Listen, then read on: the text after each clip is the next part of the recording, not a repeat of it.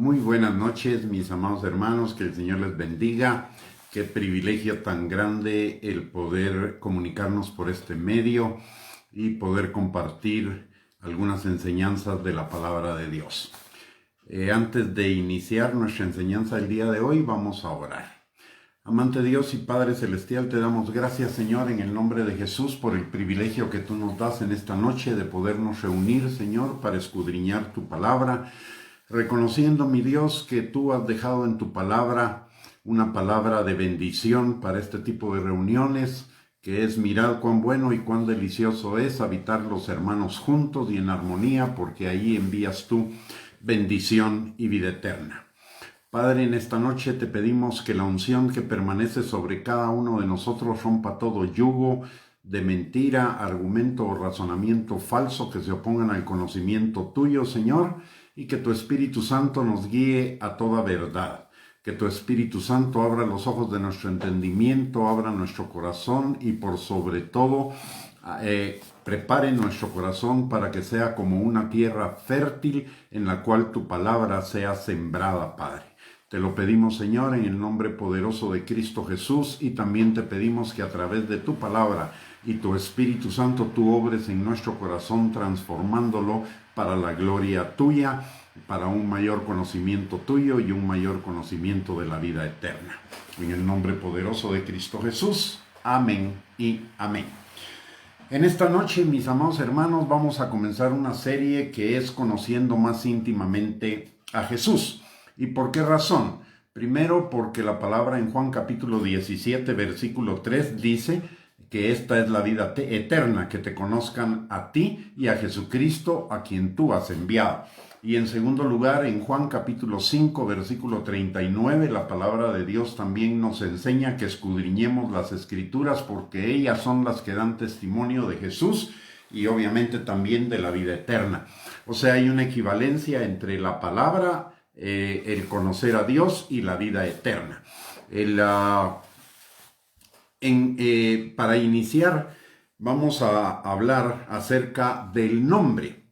En el hebreo, los nombres estaban estrechamente ligados con la existencia. Lo que no tenía nombre no existía.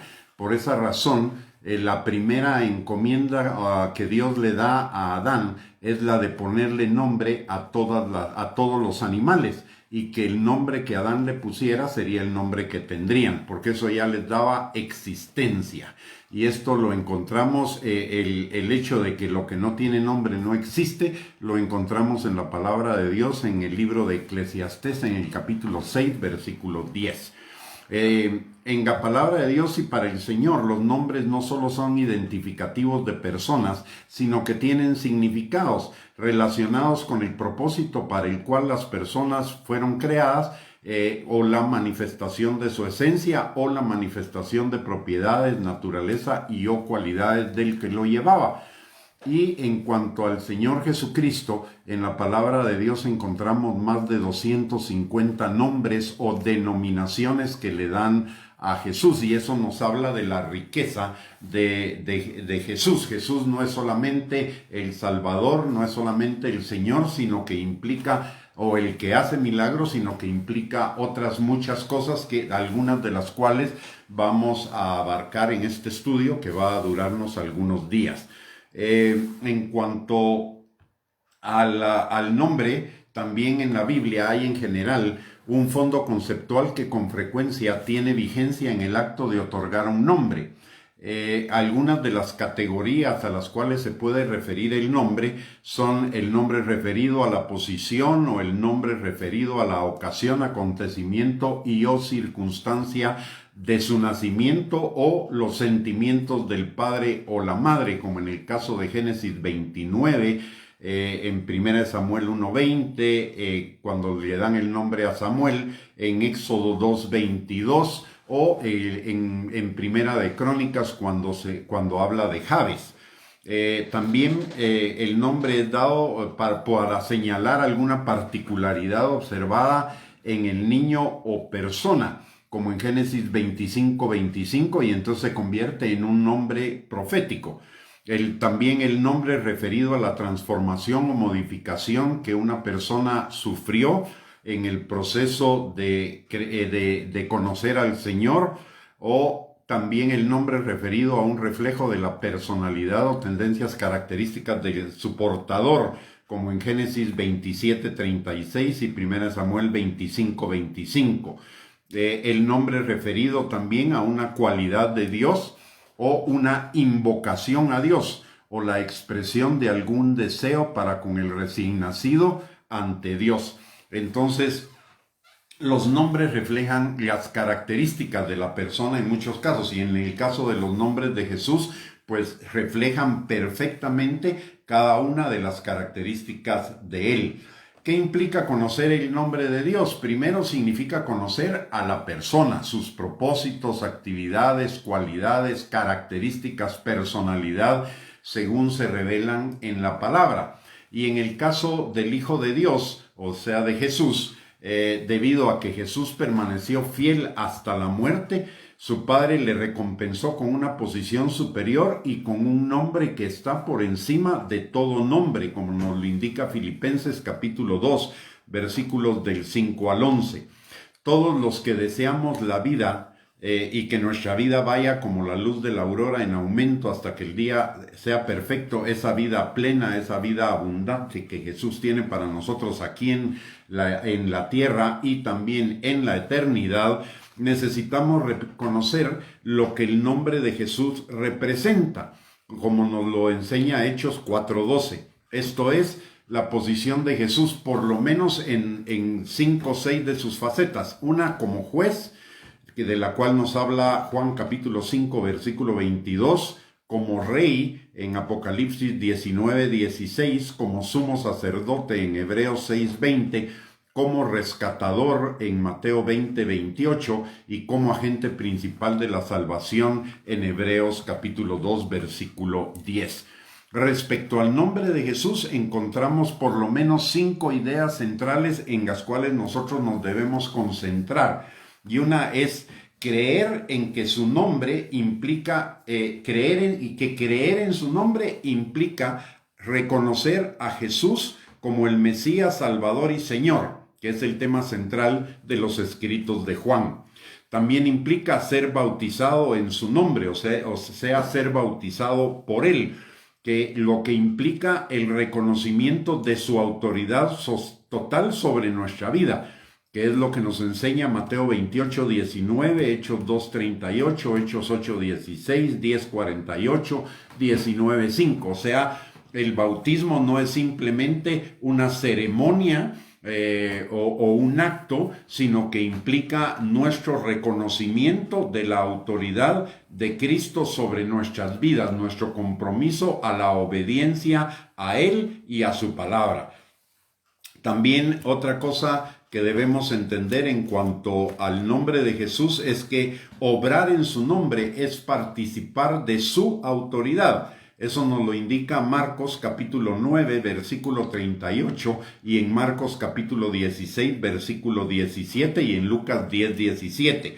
O sea, es asumir que nosotros representamos físicamente a Jesús aquí en la tierra y ejercemos su autoridad. No es nuestra autoridad, sino es el ejercicio de la autoridad de Él, previamente que lo hemos reconocido como Señor, como Salvador, como Rey, como el Hijo de Dios. Es actuar en su autoridad. Estar delegados en su autoridad. No es nuestra autoridad, es la autoridad de Él que nosotros hemos recibido delegada y por medio de la cual obramos aquí en la tierra. En cuarto lugar, significa que su nombre y sus características son una parte central de las buenas nuevas del Evangelio. Y esto nos lo enseña Hechos 8:12 y Romanos 1:5. Y finalmente, el reconocer el nombre de Jesús, reconocerlo a Él como nuestro Señor y Salvador, como el Hijo de Dios, como el Rey, como el Juez, implica sufrir por su nombre, lo cual es un privilegio que trae recompensas eternas y manifiesta nuestra fidelidad a Él. Y esto nos lo enseña Hechos capítulo 9, versículo 16, Hechos también 9, 21, 13 y en Tito 3:12.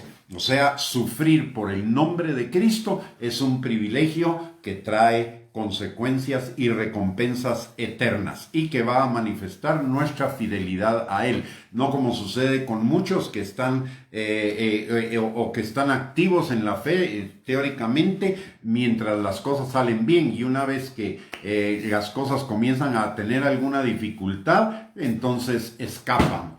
Eso nos habla por lo menos de de la falta de fidelidad al nombre de Jesús, porque el nombre de Jesús, si bien implica que nosotros vamos a tener vida eterna, vida plena, vida abundante aquí en la tierra y en la eternidad, también implica que en el mundo sufriremos aflicción. Él la sufrió, y si Él la sufrió, nosotros la sufriremos. Pero nuestra mirada no debe estar puesta en el sufrimiento, sino nuestra mirada debe estar puesta en nuestra recompensa terrenal, en nuestra recompensa eterna. Vale la pena sufrir en lo terrenal para obtener esa recompensa eterna, si fuera el caso. Desde esta perspectiva, y principalmente en el caso de Dios, el Padre, Jesús y el Espíritu Santo, los nombres que la Biblia utiliza para identificarlos tienen que ver con una característica, cualidad, propósito y función de cada uno de ellos. No son nombres dados al azar, no son nombres dados a la ligera, son nombres que tienen un profundo significado para cada uno de nosotros, cuyo conocimiento y estudio nos permiten tener una mayor y más completa idea de quién es cada uno de ellos. Y en el caso de Jesús es importante este estudio. ¿Por qué razón? Porque la mayoría de creyentes, cuando piensan en Jesús, están pensando en el Jesús de los evangelios, pero esa es una revelación de Jesús, pero no es la revelación completa de Jesús. Jesús no es el Mesías sufriente, hoy es el Cordero vencedor, el león de la tribu de Judá. Y la revelación, y no solo eso, sino que también Jesús es revelado en el Antiguo Testamento, no solo como el futuro Mesías, Salvador y Señor de la humanidad, sino en otras facetas de Él. Por eso la revelación de Jesús, al igual que la revelación de Dios el Padre y la revelación del Espíritu Santo, comienza desde Génesis y se completa hasta Apocalipsis, y ahí tenemos el cuadro completo. Por eso la palabra de Dios nos dice que escudriñemos las Escrituras, porque si no vamos a tener una idea incompleta o una imagen incompleta de quién es Jesús. En cuanto a Jesús específicamente, ya dijimos que el Padre, el Hijo y el Espíritu Santo se han revelado desde el principio, desde Génesis, están revelados progresivamente en la Biblia, desde el libro de Génesis hasta el libro de Apocalipsis. La revelación de cada uno es la suma de la revelación gradual y progresiva que se da en toda la Biblia, que va revelándose en la medida en la que la vamos leyendo, meditando, y en la medida también en la que interiorizamos esa palabra y tenemos comunión con el Espíritu Santo, que es el que la convierte en un rema en nuestras vidas.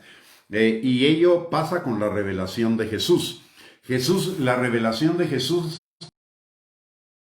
es 1:1 y termina en el libro de Apocalipsis, en el capítulo número 22. La imagen de Jesús que nosotros necesitamos conocer no es la de una sola de esas fases, sino es la suma de la revelación en todas las fases en las cuales Jesús se va revelando progresivamente a través de la Biblia. Jesús es uno, y esto lo necesitamos entender porque me he encontrado con mucha gente que tiene una idea distorsionada de Jesús.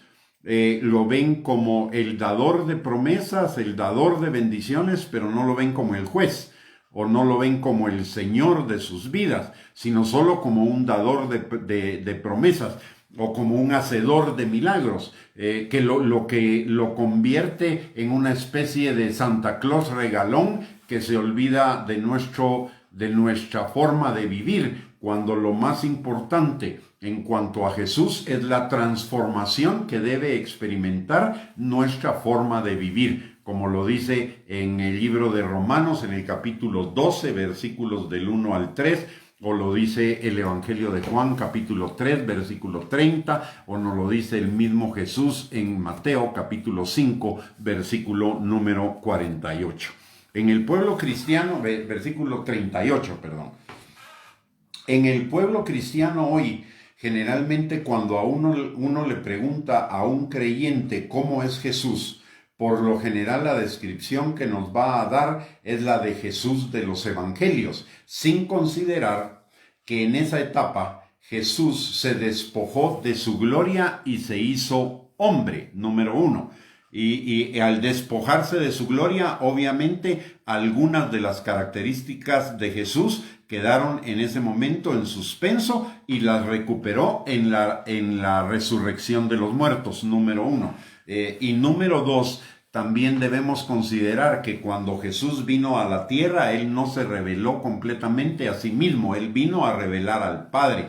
Por eso dice, el que me ha visto a mí, ha visto al Padre. Lo que yo hago es lo que veo hacer al Padre. Lo que yo digo es lo que escucho decir al Padre. O sea, Jesús vino a revelar en su ministerio terrenal al Padre, las características del Padre. Jesús y el Padre son uno mismo y tienen las mismas características: la bondad, la misericordia, la gracia, el favor, la verdad, la justicia. Todas esas características que Jesús manifestó en su vida terrenal son las mismas características que tiene el Padre y que tiene el Espíritu Santo. Los tres, cada uno de ellos tres es una persona. Dios es uno, pero está en tres personas diferentes, que son el Padre, el Hijo y el Espíritu Santo, que tienen las mismas características, aunque realizan diferentes funciones, pero con las mismas características los tres. Si bien es cierto, las características que Jesús muestra en los evangelios son características y cualidades de Él, no son todas, sino solo una parte de las que pertenecen a Jesús en la plenitud de la revelación que nos da la Biblia. Por ello, en este estudio vamos a recorrer cada una de las fases de la revelación de Jesús en la Biblia con el objeto de conocerle más a Él, recordando que conocerlo a Él es conocer la vida eterna, las cualidades y características de la vida que Él quiere que vivamos desde ya aquí en la tierra, porque comenzamos a vivir la vida eterna desde el momento en el cual cada uno de nosotros es salvo. Y que va creciendo gradualmente hasta llegar a su perfeccionamiento en la eternidad. Por eso es que necesitamos crecer en el conocimiento de Dios aquí en la tierra, porque en la medida en que crezcamos más en el conocimiento de Él, no vamos a vivir una mayor plenitud de vida. Por una parte. Y por la otra parte, su carácter se va a ir estableciendo en mayor medida, y recordemos que esos son los propósitos de Dios para nosotros, que tengamos vida abundante y que el carácter de Cristo sea formado en nosotros. Es posible definir 4 fases en la revelación de Jesús, o por lo menos en este estudio vamos a tomar como base 4 fases en esa revelación progresiva de Jesús en la Biblia. La primera fase es la revelación de Jesús en el Nuevo Testamento, porque Jesús aparece presente a lo largo de todo el Nuevo Testamento. No como algunos creen, que Jesús comienza a ser revelado en los evangelios. No es cierto. Jesús, como lo vamos a ver, hay una revelación primaria de Jesús en el Antiguo Testamento, y esa sirve de fundamento a la revelación en la segunda etapa, que es en los evangelios. Y hay una tercera etapa en la revelación progresiva de Jesús que se da en las epístolas. Y la revelación en la primera fase y en la segunda fase son la base para la revelación en la tercera. Y finalmente hay una revelación de Jesús en el Apocalipsis, que es la suma de las anteriores 3 más una revelación adicional. que encontramos en Apocalipsis acerca de Jesús. Vamos a comenzar entonces con la primera fase. En esta primera fase, en el Antiguo Testamento, Jesús por lo menos se revela de 4 formas muy fuertemente. Hay muchas más que están presentes en el Antiguo Testamento, pero hay 4 que son las más relevantes o las más importantes. Una, como el verbo creador todopoderoso de Dios en Génesis 1. Segundo, como la sabiduría de Dios a lo largo de todo el libro de Proverbios. Número 3, como el ángel de Jehová o las cristofonías, las manifestaciones físicas de Jesús en la tierra antes de su primera venida, y descendiendo del cielo a la tierra y haciéndose presente en ocasiones especiales y trascendentes en la historia de su pueblo. Y finalmente encontramos una revelación importante en el Antiguo Testamento acerca de Jesús como el Mesías, Salvador y Señor prometido para Israel y para la humanidad, para salvación, liberación y redención. Vamos a comenzar con la primera, que es Jesús, el verbo creador y todopoderoso de Dios.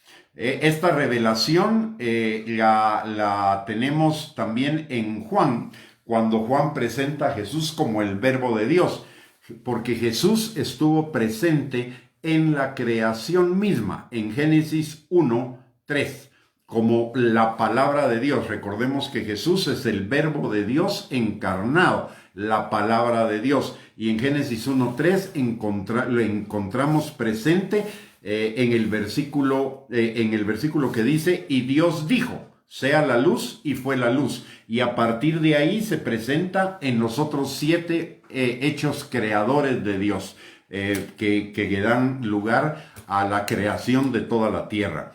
Y por el capítulo 1 del libro de Génesis sabemos de la indisolubilidad de Dios y de su unidad con su palabra, y también del tremendo poder creativo de la palabra que hace todo aquello que Dios indica. Solo en este capítulo de la Biblia encontramos 8 hechos creadores de Dios a través de su palabra que prácticamente crean todo el universo, los cielos y la tierra, todo lo que ha existido y existe hoy, mucho de lo cual estaba en semilla presente en los primeros hechos creativos de Dios y que fueron surgiendo posteriormente de acuerdo al predeterminado consejo y sabiduría de Dios. Todo ello de Jesús como el verbo de Dios nos habla de que Jesús es todopoderoso, creativo, y hace todo aquello que indica sin ninguna falibilidad o falla, como nos lo enseña Isaías 55, capítulo 10, versículo 11, o Números 23, 19, que dice que Dios no es hombre para que mienta, ni hijo de hombre para que se arrepienta. Lo que Él dijo, Él lo hará. Y lo que Jesús establece en su palabra, en la palabra, Él lo hará. No hay ninguna duda de eso. Recordemos que la palabra tiene poder creativo, es todopoderosa y tiene el poder creativo de hacer aquello para lo cual fue dicha. Y si, por ejemplo, en Mateo 24 encontramos que Jesús estableció el cronograma de los últimos tiempos, el cronograma de los últimos tiempos se va a cumplir exactamente como Jesús lo ha dicho. Y de hecho, ya se cumplió. Estamos en las etapas finales de lo que Jesús dijo en Mateo 24 acerca de los últimos tiempos, y todo lo anterior ya se cumplió sobradamente, lo cual es garantía también de que lo que está por delante se va a cumplir. Así que podemos confiar plenamente en la palabra, porque la palabra es Jesús, y Jesús siempre ha hecho lo que Él dijo. Y lo vemos en la manifestación de las sanidades, liberaciones, milagros, etcétera, que Él desarrolló en su ministerio terrenal. Siempre que Él dijo, fue hecho. Así que podemos confiar totalmente en Él. El nombre de Jesús no solo nos da la seguridad de que no va a fallar en lo que Él ha dicho, sino que también nos da el concepto de la unidad entre Él y el Padre. No hay ninguna diferenciación, no hay ninguna división. Es más, lo único que hay es una distribución de tareas. Pero lo que hay es una unidad perfecta. Y hay algo que es hermoso en esto de que Jesús es la palabra de Dios, y como la palabra de Dios tiene poder creativo y hace todo aquello por lo cual es pronunciada. Recordemos que la palabra de Dios nos dice en el libro de Hebreos que Jesús vive para interceder por nosotros todos los días. Por lo tanto, podemos confiar en la obra del Señor, que será perfecta, justa, santa, verdadera, santificadora, etcétera, porque Él está intercediendo por nosotros, a favor de nosotros, para que se cumpla todo el plan que Dios tiene para nosotros de llevarnos desde aquí a la vida eterna. Así que podemos estar total y completamente confiados de que vamos a llegar a la meta, aún en los momentos de dificultad, aún en los momentos en que estemos atravesando persecución o pruebas o tentaciones o cualquier dificultad. Podemos estar plenamente seguros de que saldremos victoriosos de todas ellas, porque Jesús, la palabra de Dios, el verbo de Dios, está intercediendo por nosotros para que se cumpla la buena voluntad de Dios, agradable y perfecta. Y entonces se cumplirá, porque todo lo que Jesús dijo se cumplió a lo largo de toda la Biblia. En segundo lugar, el que el Señor nos haya dado su nombre, para que en su nombre oremos y pidamos, nos habla de la disponibilidad a nuestro favor de todo el poder de Dios para obrar en medio de cualquier circunstancia a nuestro favor, siempre que esté alineada a la voluntad de Dios, a la buena voluntad de Dios, agradable y perfecta para cada uno de nosotros. Por eso Jesús nos garantiza que si pedimos conforme a su voluntad, se hará todo aquello por lo cual estamos orando. Y cuando no pedimos conforme a su voluntad, de todos modos, la buena voluntad de Dios se va a manifestar a favor de nosotros. Y escúcheme esto: cuando oramos, hay tres posibles respuestas a nuestra oración. Y todas van dirigidas a esa buena voluntad de Dios, agradable y perfecta, para llevarnos de la situación en la que estamos hoy a esa plenitud de vida, al cumplimiento de esos planes de bien y no de mal que nos dan un futuro y una esperanza en Cristo. Las tres respuestas son: sí, o sí, pero espera un momento, porque yo hago todas las cosas perfectas en mi tiempo. Eclesiastés 3:11. Recordemos que Dios es omnisciente. Él sabe qué es lo mejor para cada uno de nosotros en medio de las circunstancias de nuestra vida, y Él va a mandar la respuesta a nuestra oración en el momento preciso, justo y perfecto, para que se cumpla la voluntad de Dios en nuestras vidas. Y la tercera respuesta que nos puede dar la oración es no, porque yo tengo algo mejor para ti. Lo que yo he previsto es mucho mejor de lo que tú estás pidiendo. Tú no sabes exactamente las consecuencias de lo que estás pidiendo, pero como yo soy omnisciente, sí lo sé. Por lo tanto, no voy a responder tu oración en la forma que tú quieres, la voy a responder de la mejor manera para ti. Así que podemos también estar confiados en que toda oración que nosotros hacemos al Señor en el nombre de Jesús va a tener la mejor respuesta posible para nosotros. De hecho, la palabra lo garantiza. Dice que nosotros recibiremos más abundantemente de lo que pedimos o entendemos. Así que podemos orar confiadamente al Señor y poder permanecer firmes en medio de nuestras dificultades, sabiendo que el Señor hará lo mejor para nosotros, lo más conveniente para nosotros, y saldremos de esa situación.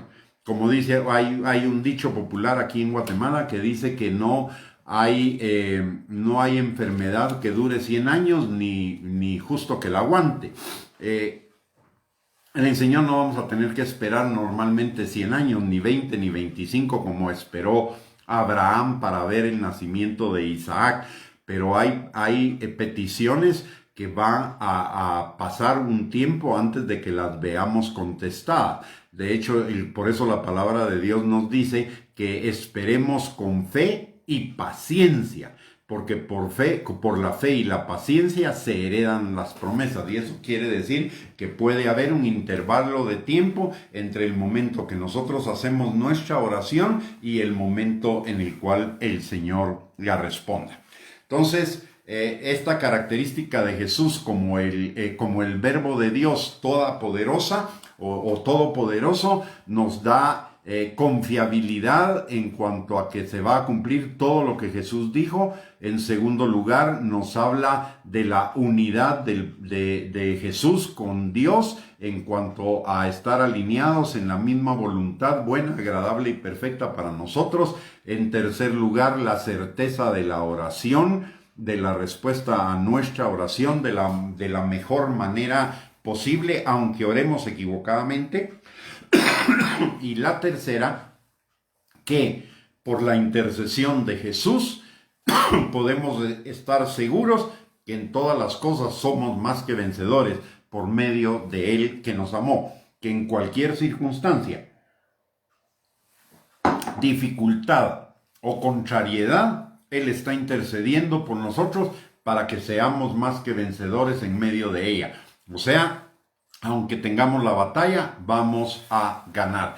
Y yo le puedo dar testimonio a lo largo de más de 35, 40 años de ser salvo, que siempre ha sido así.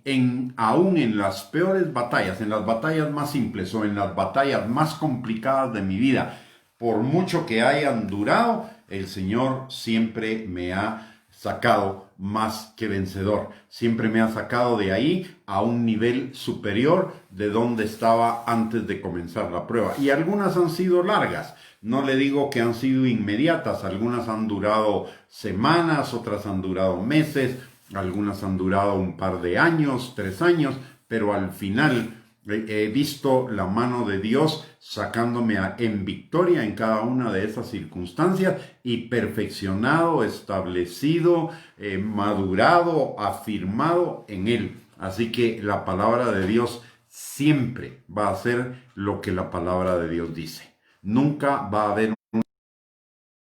¿Por qué? Porque Dios no es hombre para mentir, ni hijo de hombre para arrepentirse. Esa es la certeza que nos da la revelación de Jesús como el verbo de Dios. Vamos a entrar a una segunda revelación que encontramos en el Antiguo Testamento acerca de Jesús, y es que Jesús es la sabiduría de Dios. La base de esta revelación la encontramos en Proverbios capítulo 8, versículos 12 y del 22 al 31. En el versículo 12 dice: yo, la sabiduría, habito con la cordura y hallo la ciencia de los consejos. Note que está hablando de yo, y esto significa una persona, o sea, la sabiduría es una persona. Ahora veamos las características de esa persona en el versículo 22 al 31. Dice: Jehová me poseía en el principio, ya de antiguo, antes de sus obras, o sea, la eternidad. Eternamente tuve el principado. Note principado. Si es principado significa que es un hijo del rey. Desde el principio, antes de la tierra, antes de los abismos fui engendrada, antes que fuesen las fuentes de las muchas aguas, antes que los montes fuesen formados, antes de los collados ya había sido yo engendrada. No había aún hecho la tierra, ni los campos, ni el principio del polvo del mundo. Cuando formaba los cielos, ahí estaba yo. Cuando trazaba el círculo sobre la faz del abismo, cuando afirmaba los cielos arriba, cuando afirmaba las fuentes del abismo, cuando ponía al mar su estatuto, para que las aguas no traspasasen sus mandamientos, cuando establecía los fundamentos de la tierra, con él estaba yo ordenándolo todo, y era su delicia de día en día, teniendo solaz delante de él en todo tiempo. me regocijo en la parte habitada de su tierra y mis delicias son con los hijos de los hombres. Notemos cómo en este pasaje se refiere a Jesús. En primer lugar, como ya dijimos, dice que Jehová me poseía en el principio, ya de antiguo, antes de sus obras. Quiere decir, desde la eternidad.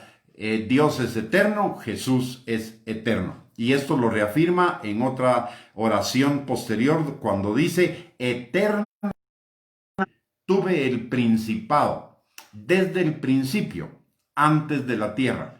Si tuvo el principado, significa que es un hijo de un rey. ¿Y quién es el rey? El Padre. Siendo Dios el rey y Jesús el Hijo unigénito de Dios, esta identificación no puede ser otra que una que corresponde a Cristo. Y esto se reafirma cuando leemos la referencia, cuando formaba los cielos, ahí estaba yo. Dios tuvo la idea y la habló, y ese hablar era Jesús, la palabra encarnada. Y esa palabra creó todo lo que estaba en la mente de Dios, todo esa perfección. De hecho, la palabra de Dios dice que todo fue creado de Él, por Él y para Él, y que Él sustenta todas las cosas con la palabra de su poder. Eso lo podemos leer en Romanos 11:36 y en Hebreos capítulo 1, versículo 3. Y eso también nos denota el poder, en primer lugar, el poder de la palabra, el poder de Jesús, el Todopoderoso. Y en segundo lugar, el hecho de Él ser la sabiduría de Dios. Eso lo vemos manifestado en toda su creación, en esa diversidad, pero principalmente cuando comenzamos a analizar todos los procesos fisiológicos que están involucrados en la generación de la vida y en el sostenimiento de la vida. Mire, si usted algún día se pudiera adentrar en el estudio de la fisiología humana, se daría cuenta de lo espectacular que es la creación en cuanto al ser humano, y es igual en toda criatura viviente, las plantas y los animales. Los procesos son muy parecidos, pero la complejidad del proceso que genera la vida y que la sostiene en el ser humano en todos sus aspectos es de una complejidad tal, pero también con una sencillez tal y una precisión en todos los procesos que uno no puede sino rendirse ante esa majestuosidad y reconocer no solo el tremendo poder de Dios, sino la tremenda sabiduría de Dios para mantener esos procesos fisiológicos funcionando todo el tiempo, que son los que sostienen la vida.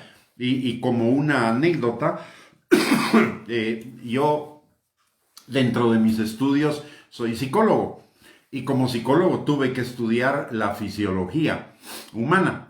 Y me recuerdo perfectamente que cuando yo estudiaba la fisiología humana, cada vez que me adentraba en uno de los procesos fisiológicos del ser humano, yo me quedaba absolutamente maravillado y alabando al Señor por la precisión, la sabiduría, la perfección y la majestuosidad de esos procesos. Por eso cuando el salmista habla de sí mismo, dice que sus obras en él son tan maravillosas que no logra alcanzar a entenderlas. ¿Por qué? Porque son producto de una sabiduría sobrenatural que no es terrenal, sino es una sabiduría sobrenatural, una sabiduría celestial.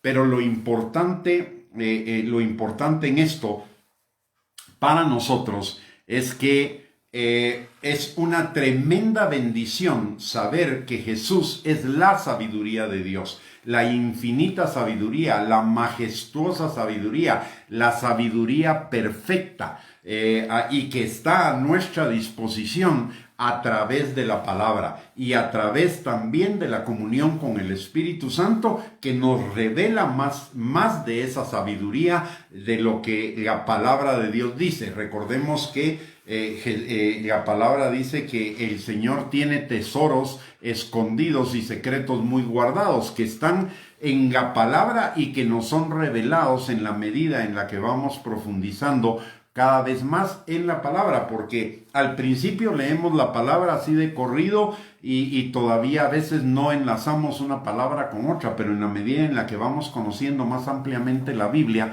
vemos que esta palabra o este versículo se conecta con otros versículos y eso nos amplía el panorama de lo que dice ese versículo y de la revelación de ese versículo y por lo tanto también de la revelación de Dios.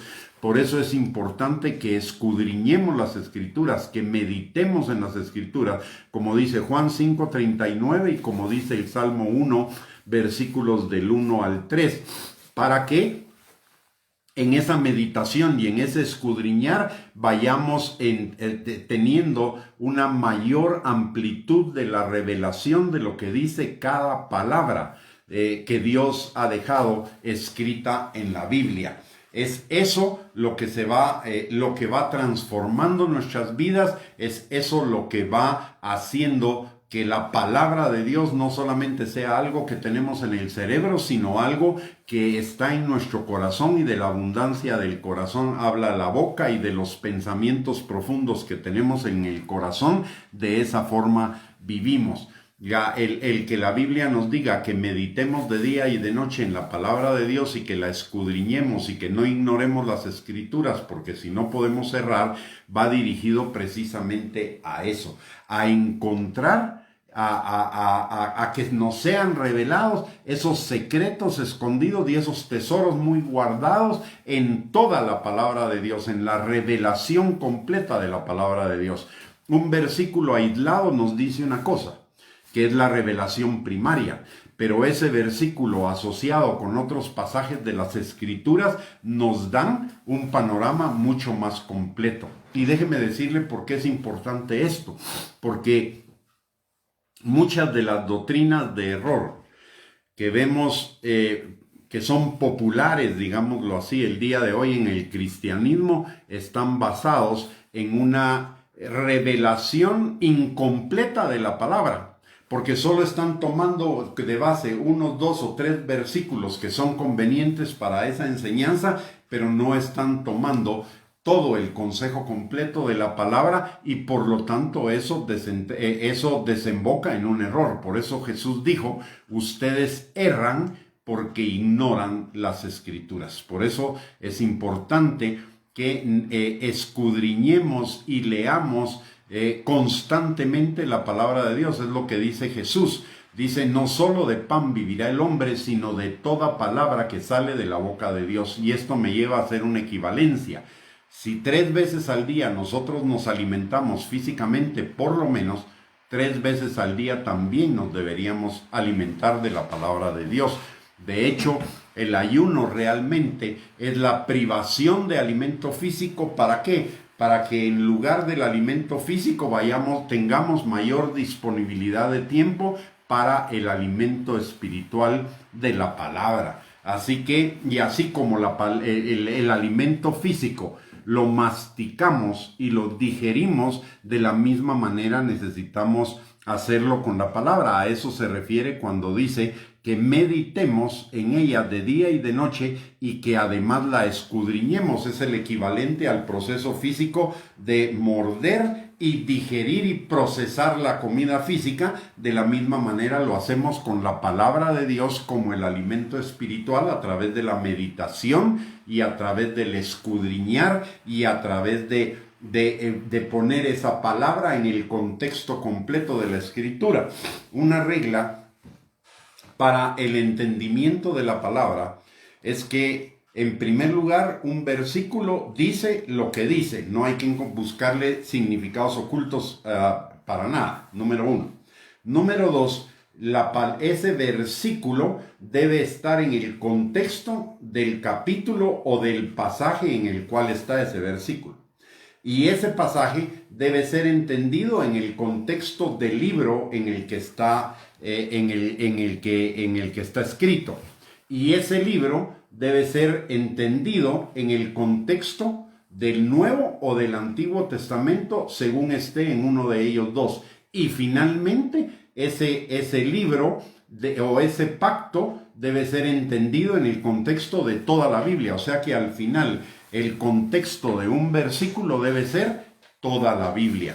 Ese no puede contradecir ninguna parte de las Escrituras, porque las Escrituras son la obra de un solo autor que no cambia, porque Dios no cambia, y además que es el mismo ayer, hoy y por los siglos de los siglos. Por eso la palabra permanece para siempre. Eso es lo que nos enseñó Jesús.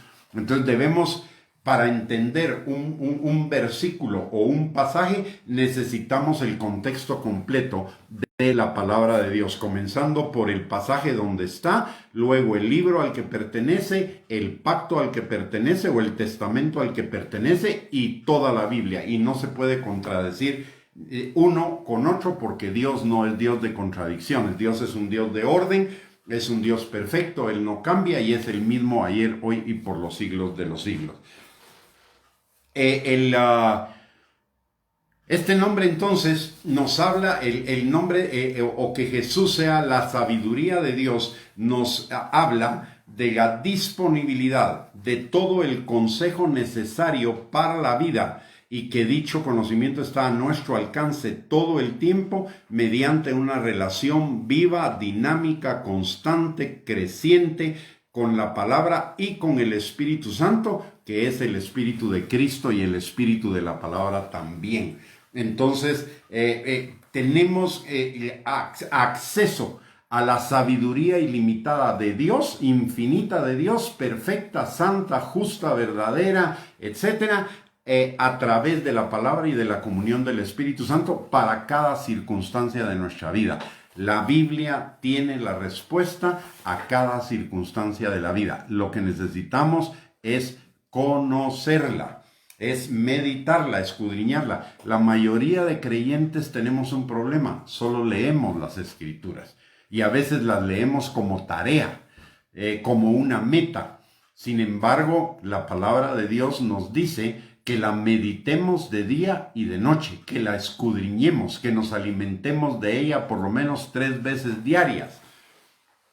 Así que necesitamos, para encontrar esa sabiduría para cada circunstancia de nuestra vida, necesitamos ser mucho más diligentes en la palabra para que en todo nos vaya bien. Cuando no somos diligentes en ese estudio y en ese interiorizar la sabiduría de Dios, vamos a pasar en nuestras vidas por dificultades. Muchas veces hay muchos hermanos, por ejemplo, que están pasando innecesariamente por culpa, condenación, juicio, acusación, problemas económicos, etcétera, etcétera, etcétera, porque si bien son creyentes y salvos, no han ido a la sabiduría de la palabra de Dios para evitar todo ese tipo de situaciones. Y en la palabra están lo mismo: problemas personales, problemas familiares, problemas en el trabajo, problemas en los negocios, problemas en la vida comunitaria, problemas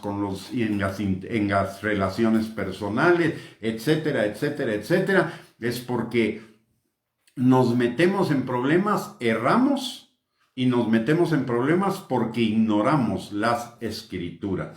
Así que haríamos bien, en cambiar nuestra actitud respecto a la palabra y ser mucho más diligentes. Si ya somos diligentes, más diligentes aún, porque hay muchos tesoros para desenterrar. Yo me quedo sorprendido cada vez de que el Señor termina de revelarme cosas acerca de un tema e inmediatamente se está abriendo su revelación para otro tema. Y mi vida ha sido un salto constante de revelación en revelación acerca de temas que están en la palabra de Dios y que antes no la había visto, o que son iluminados de nueva, diferente, y que trae bendición a mi vida y transformación. Así que yo los animo a que busquemos diligentemente esa sabiduría de Dios. Está disponible para todos. Lo único es que requiere nuestra diligencia. Recordemos lo que dice la palabra de Dios en Proverbios, que el diligente prosperará y el negligente empobrecerá. Si somos aplicando esto a la palabra de Dios, significa que si somos diligentes, nuestra vida va a ir alcanzando mayores niveles de plenitud, mayores niveles de prosperidad integral en todas las cosas y en todas las áreas de nuestra vida. Pero si somos negligentes, entonces nuestra vida andará de error en error, de problema en problema, y siempre estaremos aprendiendo, pero no aprendiendo conforme a la palabra, sino aprendiendo una sabiduría terrenal a base de nuestros errores y a base de nuestras equivocaciones. ¿Y para qué vamos a cometer errores, tener fracasos o equivocarnos si tenemos a nuestra disposición toda la sabiduría de Dios? Y tenemos al Espíritu Santo y a la palabra, que son la totalidad entre los dos tienen la totalidad de la sabiduría de Dios y está a nuestra disposición. Recordemos que la palabra nos enseña que el Espíritu Santo es el espíritu de revelación, de conocimiento, de inteligencia, de consejo, de ciencia, de Jehová y de temor de Jehová, que es el principio de la sabiduría. Así que tenemos a nuestra disposición toda la sabiduría de Dios para que la pongamos en práctica y eso evite que llevemos una vida de problema en problema, que llevemos una vida donde tengamos que pagar las consecuencias de nuestros errores, nuestros fracasos y nuestras malas decisiones. Algo a lo cual necesitamos acostumbrarnos es que cuando estamos frente a alguna circunstancia nos hagamos la pregunta: ¿qué dice la palabra de Dios respecto a esto? Y que escudriñemos la palabra de Dios para saber qué dice respecto a una situación particular que estamos enfrentando en nuestras vidas. Le doy testimonio de esto. No lo hago siempre porque a veces pelo cable como todos, ¿no? No soy perfecto, estoy todavía en el proceso de perfeccionamiento y creo que falta mucho todavía para ese perfeccionamiento, pero me he podido dar cuenta de algo fundamental en mi vida. Cada vez que tengo que tomar una decisión o me enfrento a una circunstancia difícil en mi vida y me hago la pregunta: ¿qué dice la palabra de Dios respecto a esto?, salgo adelante muy fácilmente.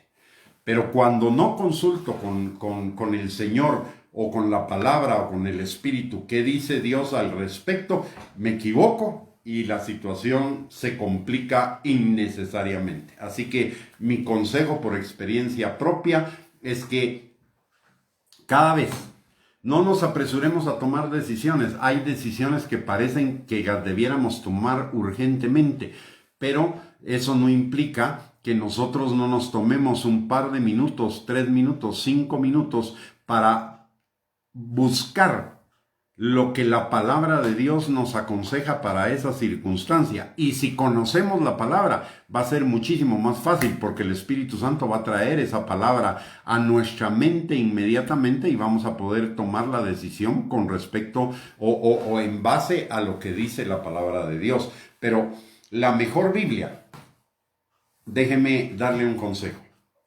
Y un consejo que para mí ha valido oro. Y es: la mejor Biblia que usted tiene a su disposición no es esta. La mejor Biblia y la mejor versión de Biblia que usted tiene a su disposición es la que está en su corazón. Ahí es donde debe realmente estar atesorada la palabra. Y la misma palabra dice: la letra mata, mas el Espíritu vivifica. El Espíritu, nosotros leemos la palabra viene a nuestra mente y a nuestro corazón y el Espíritu la toma y la vivifica. Mientras solo conocemos la letra de la palabra, esa no se va a convertir en vida. O solo estamos esperando ir a la Biblia cuando tenemos un problema a buscar un consejo. la mejor Biblia es la que está en su corazón. Así que yo le animo a que meditemos, a que escudriñemos, a que nos alimentemos constantemente de la palabra de Dios. Si usted necesita comenzar, hay un plan de lectura de la Biblia en un año que puede comenzar por ahí y posteriormente puede incrementar su lectura de la Biblia doblándola.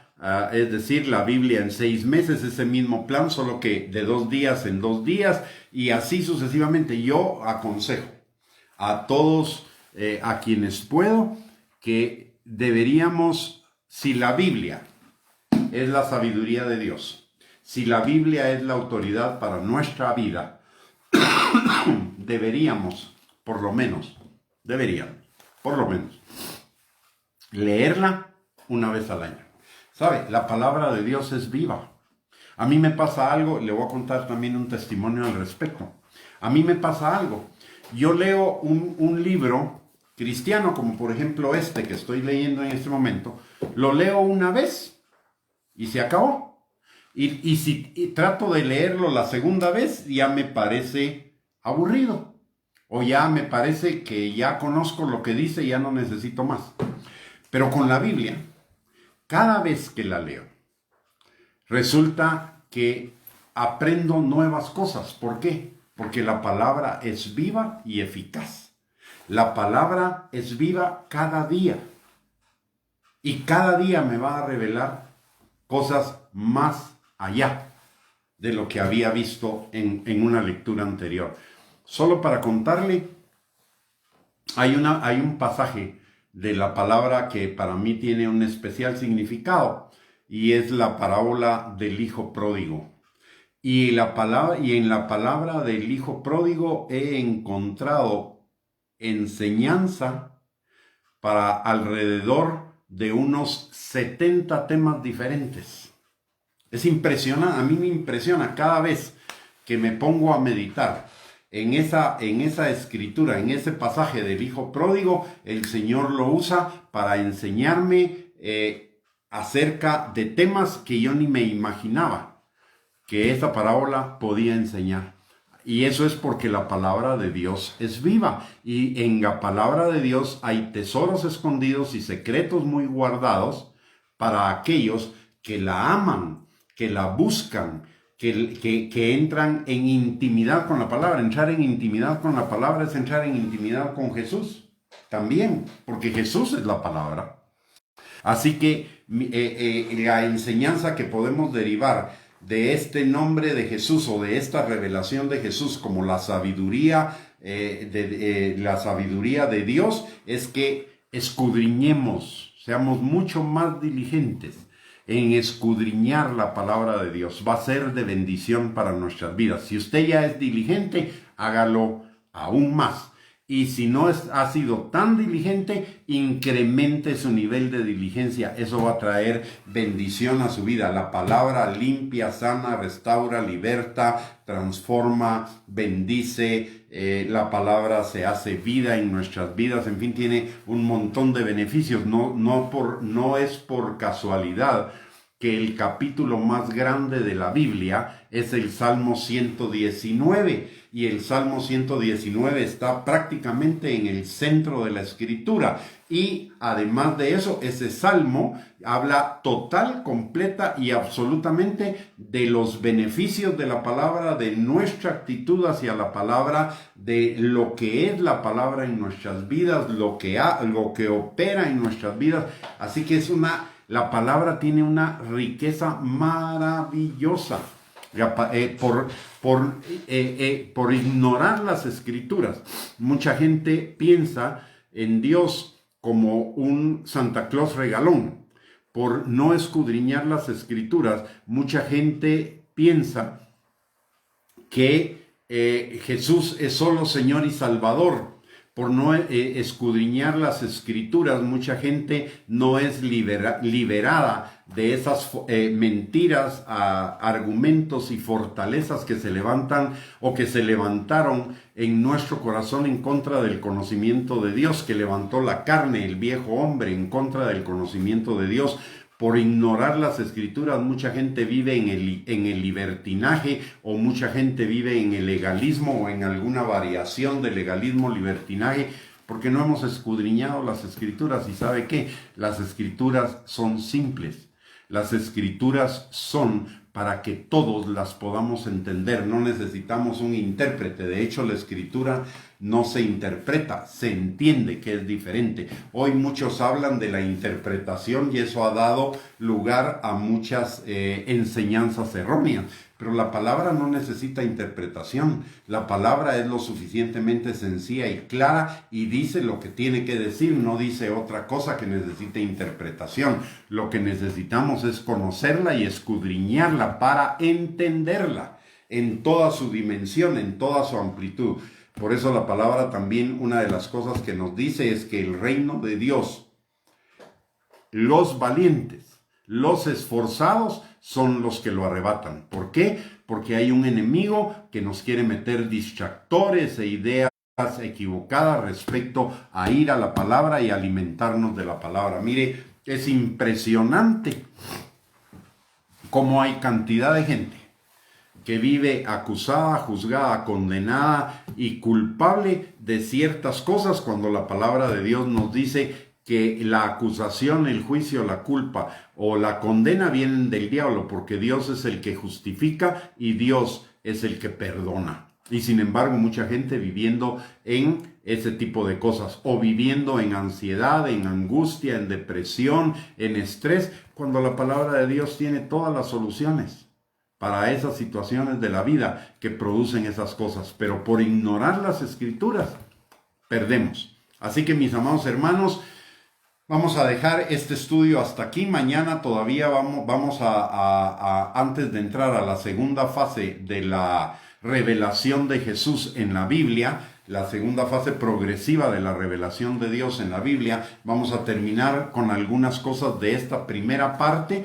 Así que los esperamos mañana a las 8 de la noche para otro estudio de este tipo, si Dios lo permite. En segundo lugar, quiero recordarle que si esta enseñanza ha sido de bendición para su vida, la pueda compartir con sus contactos en las redes sociales para que también sea de bendición para ellos. En tercer lugar, le recuerdo que tenemos a su disposición un canal en YouTube de enseñanzas por video, donde están los videos y además puede encontrar el bosquejo de la enseñanza, no solo sobre este tema, sino sobre otros muchos. Ahí hay más de 200, yo calculo que hay a estas alturas tal vez como unos 150 videos de enseñanzas que están incluso clasificados por tema, para que a usted le sea más fácil la búsqueda del tema que necesite edificarse. Esa suscripción a nuestro canal de YouTube y el acceso a las enseñanzas es totalmente gratuito.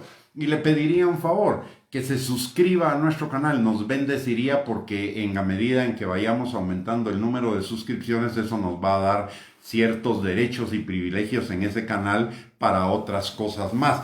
Pero el acceso a las enseñanzas y el acceso al canal son totalmente gratuitos. Damos de gracia lo que de gracia hemos recibido. Así que por favor, háganos el favor de suscribirse. Y un último recordatorio.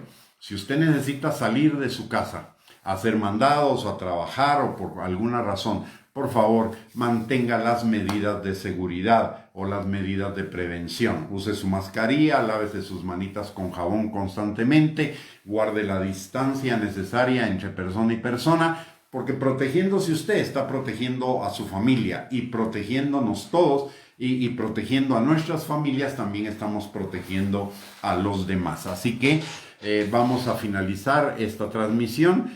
Acompáñeme a orar, por favor. Vamos a orar por usted y por cada uno de los miembros de su familia. Amante Dios y Padre Celestial, te damos gracias, Señor, en el nombre de Jesús, por el privilegio que nos has dado en esta noche de estar juntos escudriñando tu palabra, Señor. Que tu palabra y tu Espíritu Santo añadan bendición a esta enseñanza, Padre. Que tu palabra se establezca en nuestro corazón en una en un conocimiento más amplio tuyo y conociéndote más ampliamente a ti, a Jesús y al Espíritu Santo, podamos tener una mayor plenitud de vida, Padre.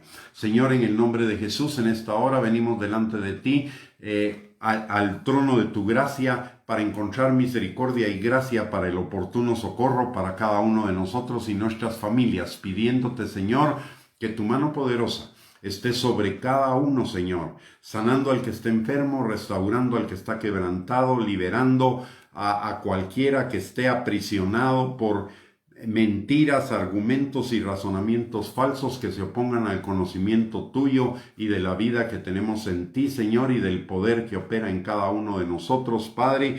Y también te pedimos, Señor, que tú suplas toda necesidad conforme a tus riquezas en gloria en Cristo Jesús, que nos des a cada uno una mayor hambre y sed de ti, Señor.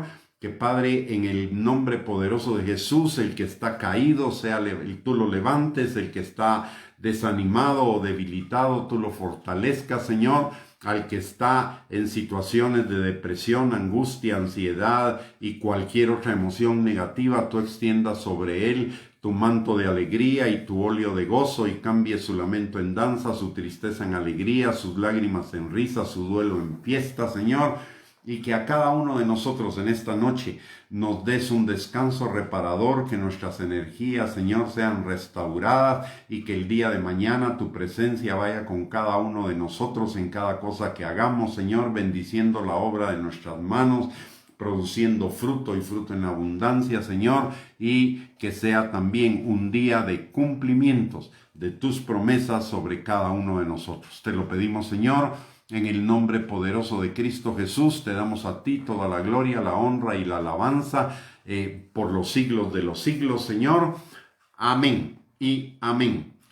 Bien, buenas noches, mis amados hermanos. Les envío un abrazo y primeramente Dios, si Él lo permite, mañana a las 8 de la noche nos volvemos a encontrar. Que descansen. Bendiciones.